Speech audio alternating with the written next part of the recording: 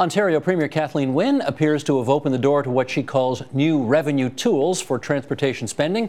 Joining us now to discuss the politics of taxes, levies and tolls, two of the best political columnists around. Adam Radwanski of the Globe and Mail and Martin Regg of the Toronto Star. Good to have you guys in here today.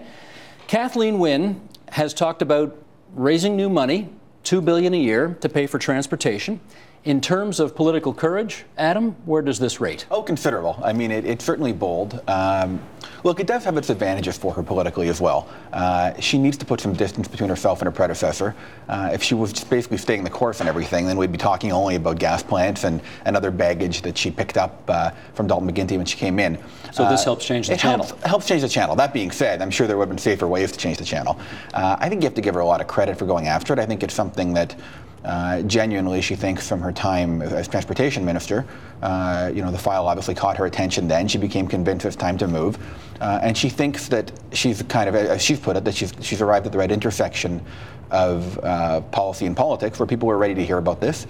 It's a gamble, but I think you have to give her credit for taking it. It's a minority parliament, and she's putting an idea out there that neither of the other two leaders has signed on to. Politically courageous or politically something else? Politically inevitable. You could continue to kick the can down the road as Dalton McGuinty did and others have done for years, decades in fact. But at a certain point it catches up to you, and to some extent this is driven by the timeline.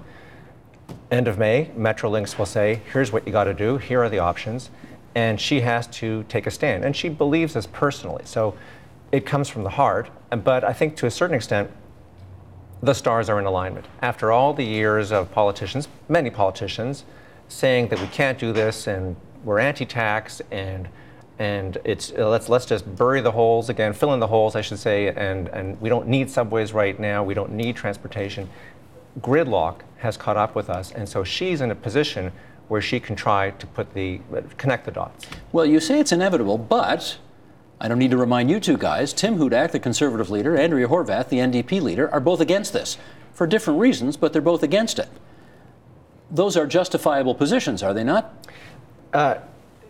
They are arguable positions, but they'll have to defend those positions. If there's an election in which gridlock plays a big part, for example, or even pre-election where there's a big debate on this issue, at a certain point, they'll have to explain what their position is. And so it's easy to oppose tolls or gas taxes or other kinds of taxes.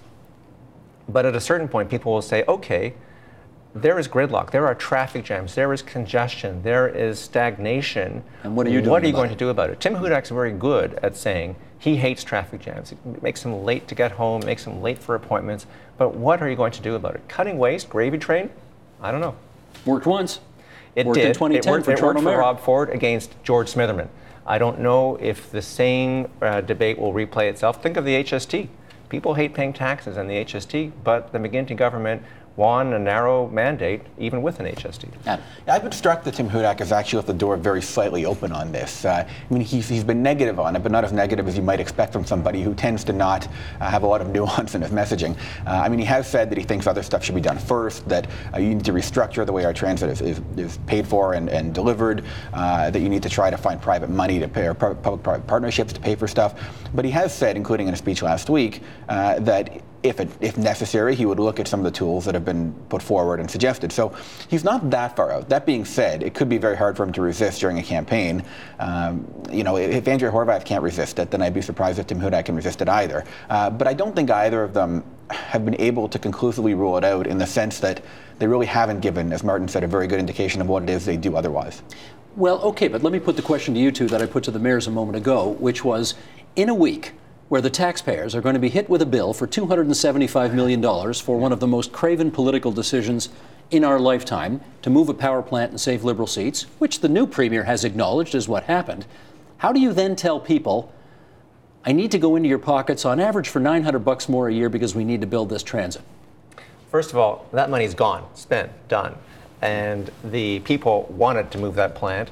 And if they had been asked, for example, would you want to move that plant hundreds of kilometers away and pay a premium for the extra charge to move the gas, the natural gas from Sarnia or wherever else to Mississauga so you can burn your air conditioners? People might have had different thoughts. The point is, if you can have a price signal, if you can say, You don't want a gas plant in your backyard, you pay extra then.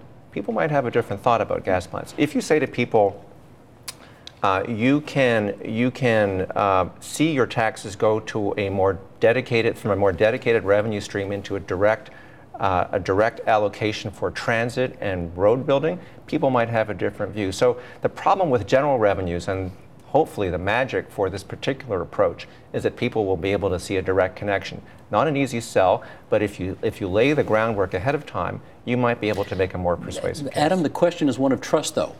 You know, we couldn't trust you not to blow our money on that power plant, canceling it in the dying days of an election campaign.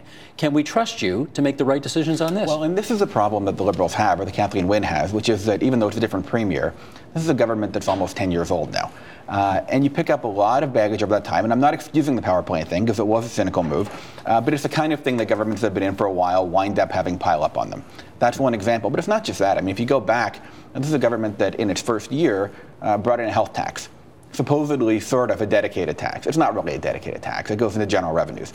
So there are some trust issues there. And even trying to sell something and say, no, this is only going to go to pay for transit, there are people who are going to say, well, sure, but you brought in a tax before and it was really just a general tax. So it really adds to our challenges, because any time this comes up, the opposition can point to a variety of examples over the last decade in which Liberals have spent money they didn't necessarily need to spend, misled in some way, et cetera. It would obviously be easier for somebody in a first mandate with a fresh government. She doesn't have that luxury, and that adds to her challenges. Let me put another example out here, and admittedly I'm fishing a little bit here, Martin, so you tell me if I'm off base. But if we go back to federal politics in 2008, the Liberals had a new leader in Stéphane Dion. He brought out this green shift, which a lot of people said on policy was a good idea.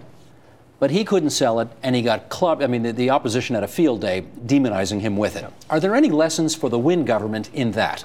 Yeah, I think the first lesson is don't bring Stéphane Dion in to sell road tolls, because you'll get clobbered. The second lesson is don't bring in Stephen Harper in as the antagonist to cut down road tolls, because you'll also get clobbered with negative advertising. So let's set the table. It'll be Kathleen Wynne, with or without a honeymoon, against Tim Hudak and Andrew Horwath, who will have some arms in their quiver. Look, the carbon tax was a loser because people say they care about the environment, but not that deeply, and certainly not enough to pay for it. People don't care about transit either, by the way. That's the dirty little secret. They don't. They say they do, but they don't really care a lot. What they do care about is gridlock. Not because of some overarching community spirit or doing the right thing or progressive. No, they hate sitting on the highway for an hour and a half to get from A to B. Selfishly and in the best sense of self-interest, don't want to waste time or money. And that's why you have this bizarre coalition of business and progressive voices and politicians from all over the map saying, this just doesn't work. We need to have some kind of a price signal and some kind of a dedicated revenue that will pay for this directly. And that's the difference with the carbon shift, which was, by the way, revenue neutral. It wasn't going to actually raise money. It wasn't in many ways a tax grab, but it was painted that way. This is a tax grab to pay for something concrete that will actually help the economy. Any lessons? Well, I don't think you were fishing too much, because I wrote a column that raised this possibility of Might be where similar. I got the idea. Hopefully. I think Martin's right. I mean, in part, look, Kathleen Wynne is not Stéphane Dion. She is probably a better salesperson. That'll help. It is also a more tangible problem. That being said, I do think there's one lesson at least, which is that you can't let your opponents define the ideas before you define them yourself. That happened certainly to Stéphane Dion. He never really explained what the carbon tax was in a way that people understood, and Stephen Harper did it for him. The danger here a little bit for the government is that there are a whole bunch of options out there right now. They're taking their time a little bit in deciding which one to go with. In the meanwhile, it certainly should be possible, if an opposition party wants to be a little bit cynical about it and opportunistic, to try and define for them what they're going to do, to raise the worst possibilities, to figure out how best to sell that. So that is the danger, is that the longer the government takes to zero in on something and sell it, the more opposition will do it for them. Adam, tell me this. You've heard Kathleen Wynne talk about this story about when she was a kid and they just built the brand new Yonge Street subway line, and people got in their Sunday best to go and see the brand new subway and ride on the brand new subway. There was a kind of a pride that people took in having a connection to their new, fabulous, shiny infrastructure projects. Do we still have that today? Now, I have to say, I mean, the Premier's a little older than I am. I don't know if these are if there's a little bit of this false nostalgia in there. I mean, I don't know how much people actually were, sort of taking huge pride in being completely altruistic about it and all of that. So maybe we've always been a little bit cynical about these things or had a little bit of self-interest involved. That being said, I do think there's a tendency for all of us to prevent things in a way, particularly when we've been talking about government waste. We've been talking as though government is out to waste your money. We've been talking about how people are only motivated by self-interest and so on. The whole culture around that, it certainly doesn't encourage us to think in a community sort of way. And look, I do think government does waste money here and there and so on. I think that we've gotten maybe a little far in the sense that these guys are all out to screw us over at every turn, which has fed that a little bit. And I think all parties have to be a little bit careful of that. And opposition parties are guilty of it too. And then they come into government and they're stuck with this perception that all they want to do is cynically spend your money. Mm-hmm. So the culture does kind of perpetuate itself, and it becomes harder and harder to sell people on anything that gets beyond, okay, what does this do for me right now? Martin, what do you think? Look, I don't think we were that much more altruistic in the 1950s, because after all, it took us about 40 years to get that subway underway. So it came about only when there was an intersection of need and availability and so on.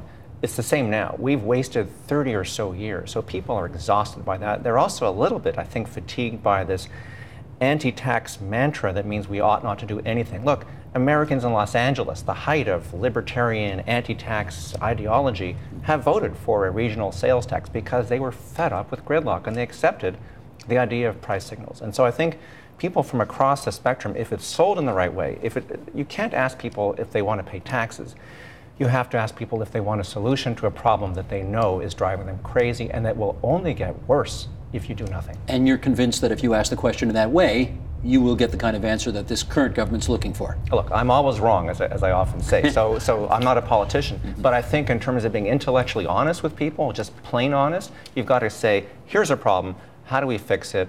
And just saying we'll cut waste elsewhere and the gravy train will get you nowhere. I got about a minute left here, so let me get you two guys to split it.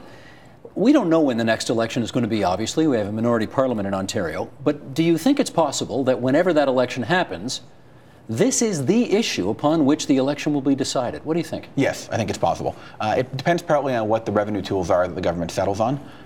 For instance, if it's a province-wide sales tax, I think, and that goes to infrastructure elsewhere in the province, which I think came up on your previous panel, that is a possibility.